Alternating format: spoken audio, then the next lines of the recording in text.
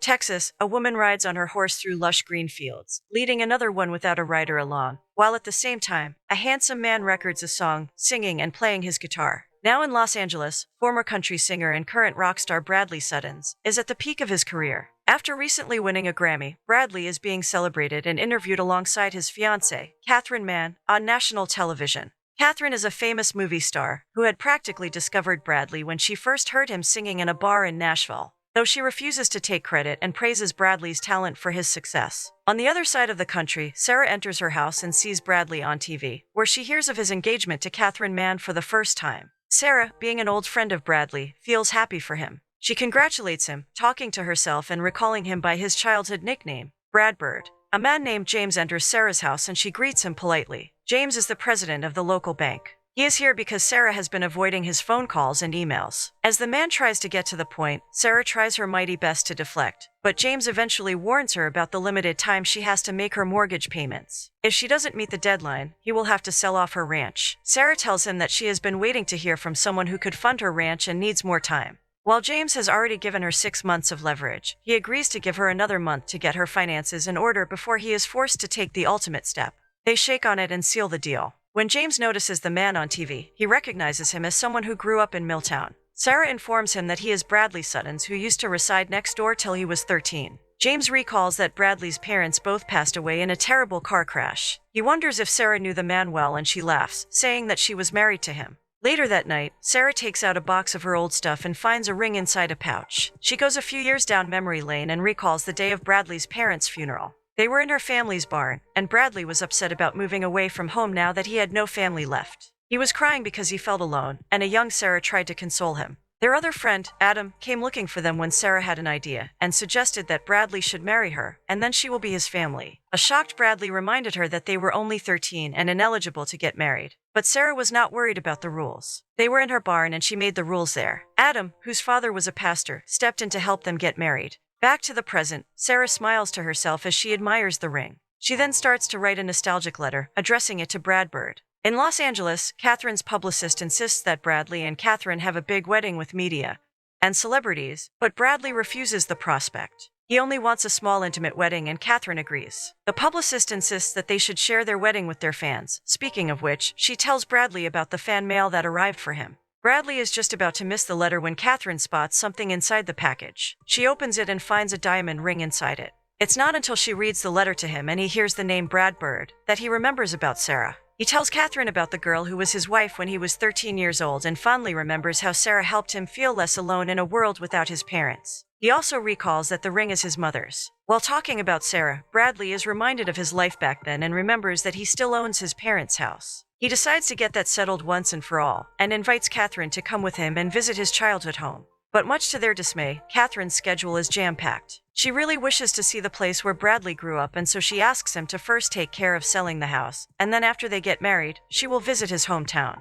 After Bradley leaves the room, Catherine's publicist expresses her dismay about their plans for a small wedding in Italy. But Catherine assures her that she has a plan of her own. Bradley finally arrives in Milltown and heads straight to the bank first. He talks to James about putting the house up for sale and gets the procedure started. When James tries to talk to Bradley about how sad his parents' passing was, Bradley brushes over the topic abruptly and leaves from there. Bradley is in the cab when he realizes he never gave the driver his address, yet he knew where to bring him. The driver turns out to be a guy Bradley used to go to school with, Sam Hartford. Since Bradley is pretty famous in Milltown, everybody knows where he resides. So much so that they even have a sandwich named after him at the diner. Bradley arrives home, feeling sadly nostalgic. He goes around the house, dusting off the cobwebs around old memories that leave him with a bittersweet feeling. Bradley decides to pay a visit to his next-door neighbors, and there, he finally meets Sarah. Sarah is tending to the horses when Bradley approaches her. She is completely surprised to see him in town, and recalls that Bradley once said in an interview that he would return to Milltown when pigs start to fly. The two exchange laughs and take playful jabs at each other. Bradley tells her about his purpose for returning home. Sarah earnestly lets him know that everyone is really proud of everything that Bradley has achieved. They catch up with each other as the two walk back to the stables, and Sarah tells him that she has been tending to his mother's flower garden all these years. Bradley thanks her for her generosity, but Sarah feels that this is the least she could have done for the woman, since she was the one who taught her all about gardening. That is how Sarah became the town's flower supplier. Bradley asks about her family still raising race horses, but Sarah informs him that her family moved to Florida years ago, and her ranch is a horse rescue shelter. People give her their old or sick horses and she takes care of them. Bradley wonders, with a little bit of judgment, why Sarah stayed back in Milltown. He asks if she is ever married or has kids, but Sarah never did. She became a vet and then got busy with the ranch, and forgot about ever getting married or having kids. Bradley jokes that he had the right sense to marry her when he did, and Sarah laughs at that. She asks him about Catherine and expresses her desire to meet the woman because she is a fan, but Bradley informs her that he came alone. He only wants to get his work done and leave without any fuss. But that is impossible when Bradley Suttons is in town. Sarah shows confused Bradley the group of people gathered outside his house to see him. She helps the scared man get out of there unnoticed and leads him to her barn, and the two ride away on her horses. It takes him a while, but Bradley finally gets the hang of riding a horse after all these years, and the two jet away from the cameras and crowd. Sarah brings Bradley to their old hangout spot, a fort they built when they were kids. They reminisce about the simpler times when the two of them, along with Adam, made some great memories in this fort. Sarah tells him that is the reason she stayed in town, for the simpler times. Before parting ways for the day, Bradley asks Sarah out to lunch so they could catch up a bit more, but Sarah's got some fences to mend that keep her lunch hours occupied. Bradley also has to write a new album, but he reckons they could take out an hour to catch up. Sarah agrees to it and asks him to meet her at 10 a.m. the next day. They will go get Adam and then get some lunch. They part ways, and Sarah checks her mailbox for the letter, but much to her dismay, it's not there. Later that night, Bradley sits out on the porch of his house and sings a song. Sarah hears him play and sings along to the lyrics, smiling to herself. The next day, Bradley and Sarah arrive at the church where Adam is a pastor. Adam is pleasantly surprised to see Bradley, and after the meeting is over, Bradley suggests they go get some sushi. Sarah and Adam bring Bradley fishing at the creek, which was not at all what he had in mind. Bradley had blocked so much of his childhood years that he nearly forgot about coming to the creek after church on Sundays. The quietness around them reminds him of the mindful awareness classes that he and Catherine take. It sounds to Sarah awfully like Bradley pays a big sum to just sit still and be quiet. That cracks up Adam and her, as they make fun of poor Bradley. Coming back home, Sarah asks Bradley about Catherine, wanting to know what the famous star is like in real life. Bradley praises his fiancée for being funny and smart. He wonders if there is anyone like that for Sarah. She tells him not anymore, but there used to be a guy who turned out not to be the one. Sarah again checks for the letter in her mailbox and gets a little frustrated when she does not see it. Bradley thanks her for everything she has done so far, saying that he might soon leave town once his work is done. Sarah hugs him goodbye and wishes him the best with Catherine. Later that night, Bradley struggles with writing a song. He spends the next day obsessing over getting it right while Sarah gets back to her duties, though she finds herself fondly stealing glances at Bradley's house whenever she can. That night, Bradley even sleeps with his old teddy bear. Meanwhile, Sarah has got a load of bills to pay and no funding at all. She keeps waiting for the funding to pull through. The next day, Bradley is woken up by the real estate broker showing his house to potential buyers. Bradley decides to put the sale on hold as he wants to stay back a few more days. He lets Sarah know that he's staying and she's glad to have him around for a while longer. Later that day, while Sarah's heading out for delivery, she stops by Bradley's place and invites him to fish with her the next morning. They meet the next morning and Bradley tells Sarah about his days on the road and how surreal it felt to wake up in new cities every day. Bradley tells Catherine about his time at his childhood home and how the songwriting has been flowing out of him so effortlessly. Meanwhile, Catherine is at her wedding dress fitting as she tells him she misses him. Bradley sighs, wishing that he could show Catherine his hometown and take her fishing in the creek. Catherine seems revolted to hear that but still feigns to be on board. She lets Bradley believe that they are going to have a small countryside wedding, with just the two of them being in love. Meanwhile, Catherine has something extravagant planned for their wedding. Bradley visits the barn where his wedding ceremony to Sarah was held and feels a wave of nostalgia hit him. In the memory, the two exchange vows as Adam marries them. He then puts his mother's ring on Sarah's finger, but when it comes time to kiss the bride, Bradley and Sarah both shy away. Back in the present, Sarah finds Bradley reminiscing in the barn. When she approaches him, Bradley excitedly declares that this barn is where he wants to get married. This stuns Sarah because she does not think Catherine Mann is the kind of woman who would want to get married in a barn. But Bradley says that she does not know her as he does. In his opinion, having a wedding away from the spotlight and media is exactly what Catherine needs. Bradley makes Sarah an offer. He will help her mend her fence if she helps him plan his wedding. Sarah makes fun of Bradley and his soft man hands not capable of doing hard labor like a cowboy, but Bradley assures her that he is perfectly capable of it. Back in the city, Catherine is at a photo shoot when she puts her publicist worries to rest by telling her that she will not get married in a barn. While Catherine loves how Bradley is trying to give her a normal life, she has a plan of her own. She will marry him in his hometown in a small intimate gathering, and then they will jet off to Italy for their one-of-a-kind, amazing wedding. It's Bradley's first day at work and Sarah offers to get him a change of clothes, lest his expensive branded clothes suffer the consequences of hard labor, but the man refuses. Hours later, Bradley's fashionable clothes perish and his limbs ache. The man regrets having made a deal with Sarah, who can't help but laugh at his pitiful condition. But Bradley does not give up just yet. He digs through the old boxes and finds some working clothes of his father's. Bradley puts them on when he goes to mend the fences, and Sarah finally gives him an earnest compliment. They get to work, and later that night, Sarah fixes Bradley's hand when he hurts himself. The two share a sweet, amiable conversation where Bradley feels the effects of Sarah's presence, but he cannot pin it down. The next day, Sarah takes Bradley to the diner and orders 2 Bradley Sutton sandwiches for them, which leads to a hilarious encounter with the waitress, who fails at recognizing that the rock star is right in front of her. Later, Bradley discusses with Sarah all the arrangements for the wedding and puts her in charge of the flowers. Sarah wonders what Catherine's favorite flowers are but does not know it either. That does strike Sarah as something odd. Then when they go cake tasting, Bradley can't tell what Catherine's favorite flavor or her favorite color is. Sarah is a little appalled to find that out. The shop owner, Monica, is a big fan of Bradley and Catherine, and so when Bradley picks the coconut flavor for his wedding, Monica reminds him that Catherine is allergic to coconut, which is news to Bradley. Meanwhile, Catherine has already chosen a cake for their wedding. Sarah faces another roadblock on her way to acquiring a grant so that she can keep the ranch up and running. And the failure leaves her feeling frustrated and stressed. While they are working on the ranch, Bradley asks Sarah if she likes living alone on the ranch. Sarah does not think she's alone. She has got her horses and her dogs, but that is not what Bradley meant. Sarah tells him that she dreams to one day find what her parents have, true love. It does not come along every day, and Sarah won't settle for less. Bradley does not think someone can just simply find a person they care about and like to be with, and with whom they share similar interests. Soon after all that, comes the hard work and compromises. Sarah tells him that she wants someone who will love her no matter what. Someone who wants to walk through life leaning up against her so neither of them will ever fall. Bradley brushes that away because while that is romantic, it is not very realistic. He laughs at her notion of a magical relationship that will only ever happen once in a lifetime and mocks her for having read too many romance novels. But still, Bradley earnestly wishes that she gets the happily ever after she wants because she deserves it. And then Bradley and Sarah get to work on cleaning the barn. They have so much fun while at it, as they spray water on each other and play games, laughing and giggling the entire time. Later that night, the two get out in the woods and have a little bonfire by the creek. Sarah makes Bradley lie next to her and they stargaze together. While they are talking, Sarah compliments Bradley's songwriting. She hears him sing every night and they remind her of the soulful songs Bradley used to write when he first started out, the ones that make you feel something. Bradley asks her if she really means what she said, which surprises Sarah. He tells her that in the world where he resides, people usually only tell him what he wants to hear and never the truth. Sarah vows to never do that. The next day, they go out again. While talking to each other, Sarah finds out that Bradley has never talked to Catherine about having kids and starting a family together. It surprises her again that Bradley has not even discussed this with Catherine and he's planning their wedding.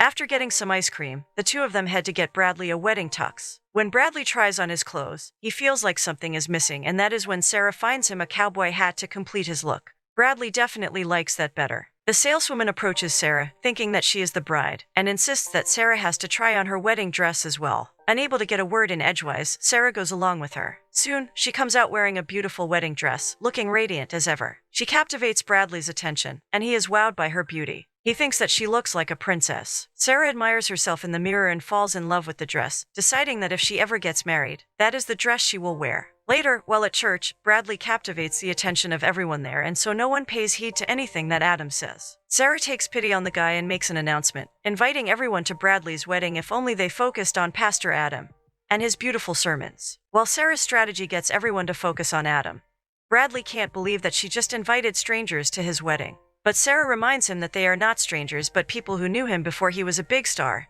and that they all wish him well. After church, the trio goes fishing. Adam expresses how coming home seems to have been healing for Bradley, and Bradley agrees. Adam also looks forward to meeting Catherine at Bradley's wedding and thinks that Bradley must love the woman very much. Bradley agrees that he does, but there is a grim expression on Sarah's face as she tries to hide her emotions. Just as Bradley catches a big fish, he excitedly lifts Sarah off the ground, both celebrating his win. But as Adam sees the two together, something feels off. While working on the ranch, Sarah compliments Bradley for being a fast learner. He credits his father's cowboy genes for his skills. He feels much closer to his roots now than he ever did, and for the first time in years, being in that place with Sarah feels like home to him. He even feels grateful to her for helping him find his way back to who he was. Something about his words makes Sarah feel a little different, and she changes the topic, inviting Bradley to check out a band for his wedding. Bradley and Sarah head into town to check out the band. They meet with Adam at the bar, and then as the band starts playing romantic music, Bradley asks Sarah to dance. They dance with each other. Bradley keeps Sarah entertained with his epic dance moves. Adam, who is watching from afar, can't help but notice the chemistry between the two. While dancing, Bradley and Sarah get closer and he kisses her. The song stops and awkwardness settles between the two.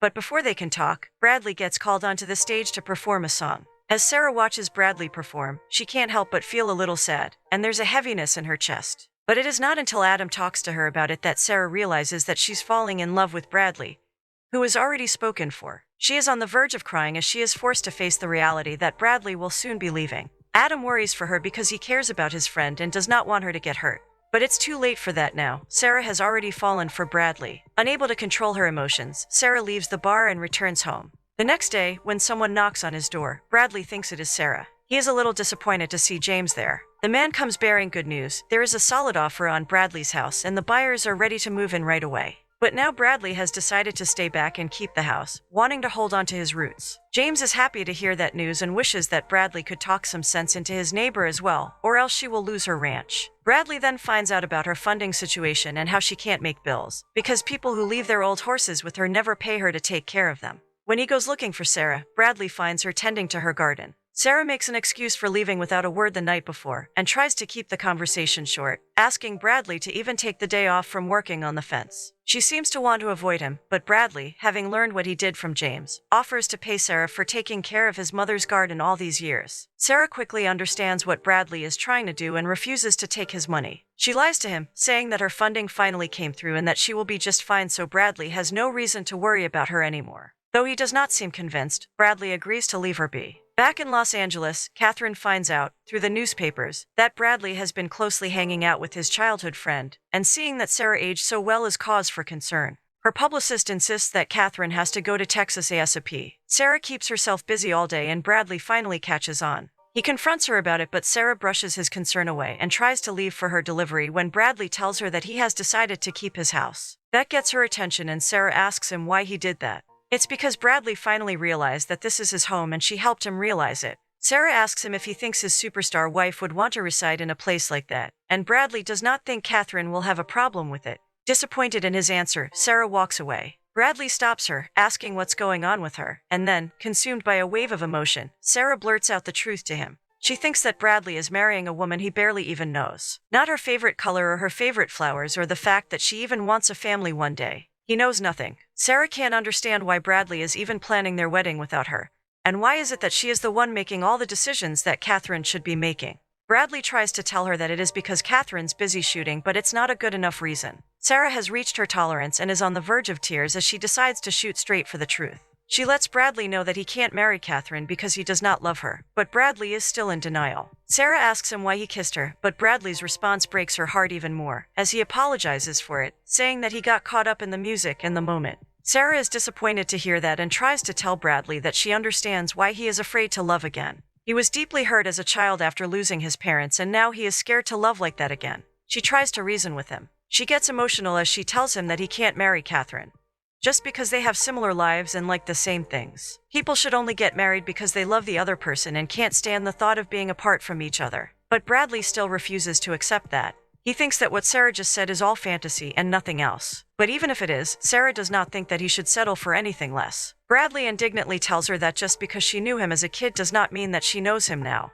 Realizing that she can't get Bradley to understand, Sarah accepts defeat and storms off. As days pass, Bradley gets to reflect and he decides to talk to Catherine about some stuff. He leaves her a message, but much to his surprise, Catherine shows up at his doorstep. She wonders why Bradley still has not sold off the place when he tells her that he decided to keep it. The news takes Catherine by shock. As she assesses Bradley's outfit, the man tells her that he's learned so much about himself in the past few weeks, and he wants to keep this house as a home base for when the two of them get off from work and can spend time with their kids. Catherine is surprised to hear Bradley talk about children and tries to brush away his concerns by saying that once they are married, they will have a lifetime to learn everything about each other, and that she also wants what he wants. She suggests that they go out to a restaurant and celebrate when Bradley informs her that there are no restaurants in town, just a diner. She looks so worried when Bradley tells her that people usually eat food at home. He pacifies her and assures her that everything will be fine and suggests taking her on a hike one day and then fishing the next day. Catherine believes as long as they are together, everything will be perfect. The next day, Bradley takes her to the creek and she asks about Sarah. Bradley talks highly of her and tells Catherine about Sarah's problem with the ranch. Meanwhile, Catherine gets a call and Bradley finds out that she has ordered a few things for their wedding.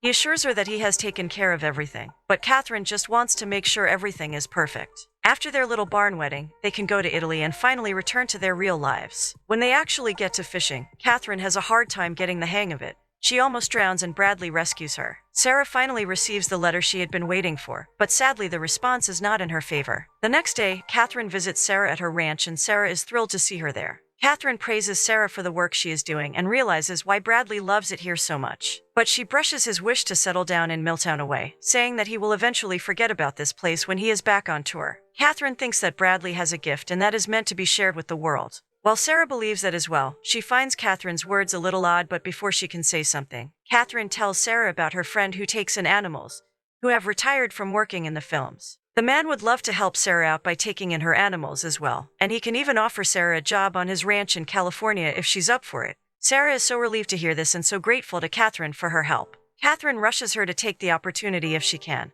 And though Sarah feels a little pressured, she is also grateful for Catherine's generosity. Then, as a token of appreciation for helping Bradley put their wedding together, Catherine gifts Sarah with a flight ticket to California. She has to leave the next morning and will be missing the wedding, but Catherine supposes that is not as important as saving her horses. Sarah agrees with that and thanks her for everything. As Catherine leaves, Sarah asks her what her favorite flowers are and finds out that they're yellow roses. Sarah feels so relieved now that she can save her horses. Bradley calls Adam to meet him in their childhood hangout spot.